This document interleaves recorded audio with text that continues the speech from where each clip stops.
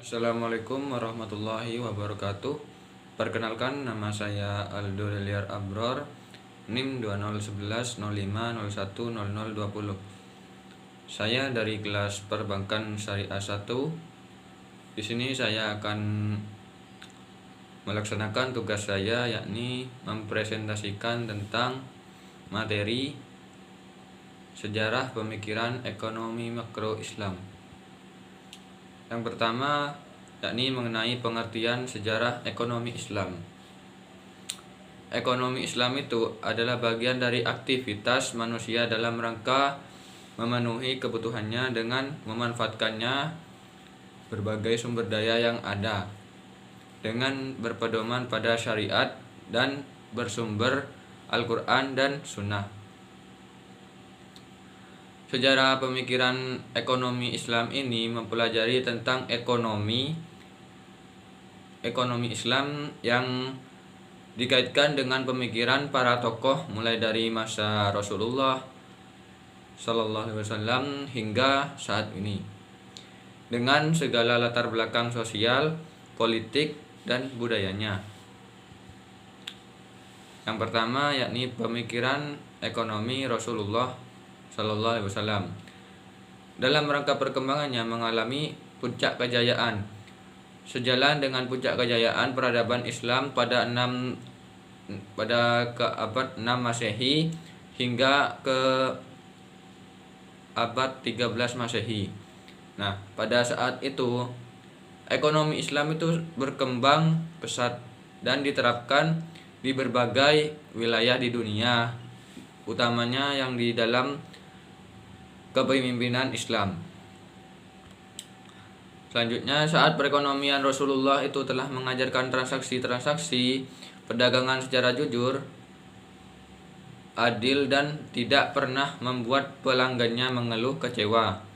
Dan beliau selalu menepati janjinya dan mengantarkan barang dagangannya dengan standar dan kualitas sesuai dengan permintaan para pelanggannya.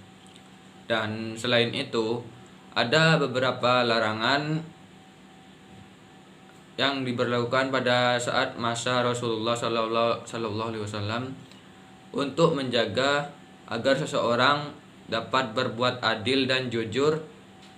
Yang pertama yakni larangan najshi. Arti najshi itu adalah sebuah praktik dagang yang dimana seorang penjual itu menyuruh orang lain untuk memuji barang dagangannya atau membeli barang dagangannya.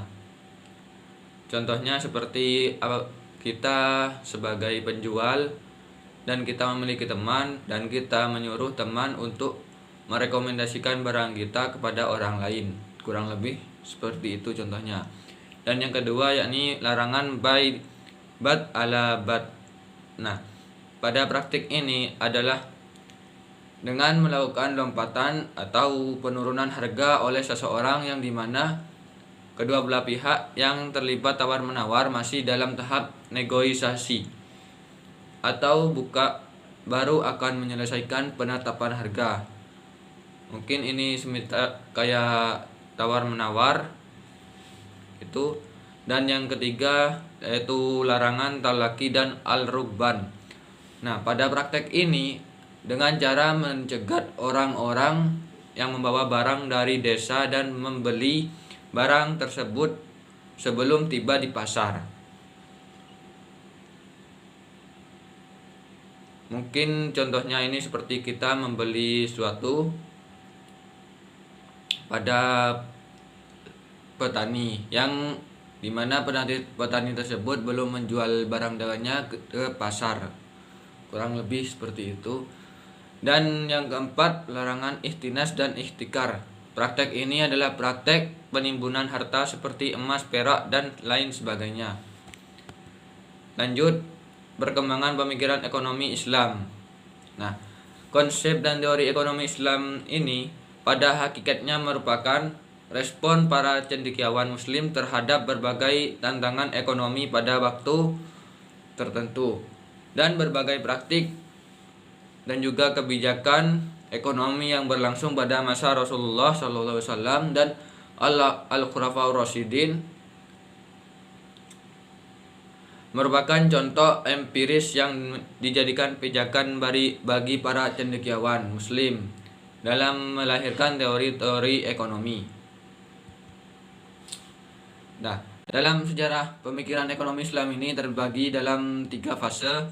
Fase pertama yaitu merupakan fase awal yakni fase awal dari abad ke-5 Hijriah sampai ke-11 Masehi, yang dikenal sebagai fase dasar ekonomi Islam yang dirintis oleh para fuqaha dan diikuti oleh sufi dan kemudian oleh para filosofi. Fase kedua ini yakni dari abad ke-11 sampai ke-15 Masehi yang dikenal sebagai fase cemerlang karena meninggalkan warisan intelektual yang sangat kaya. Dan juga para cendekiawan muslim di masa ini mampu untuk menyusun suatu konsep tentang bagaimana untuk melaksanakan kegiatan ekonomi yang seharusnya yang berlandaskan Al-Quran dan hadis. Dan yang ketiga yakni fase yang dimulai pada tahun 1946 hingga 1932 Masehi yang merupakan fase tertutupnya pintu ijtihad yang mengakibatkan pada fase ini menjadi fase stagnasi. Fase ini yakni para fuqaha hanya menulis catatan para pendahulunya dan mengeluarkan fatwa yang sesuai dengan aturan standar bagi masing-masing mazhab. Nah, mungkin itu saja penjelasan dari saya mengenai sejarah pemikiran ekonomi Islam. Kurang lebihnya nanti mungkin akan dijelaskan oleh dosen saya. Kurang lebihnya mohon maaf. Terima kasih. Wassalamualaikum warahmatullahi wabarakatuh.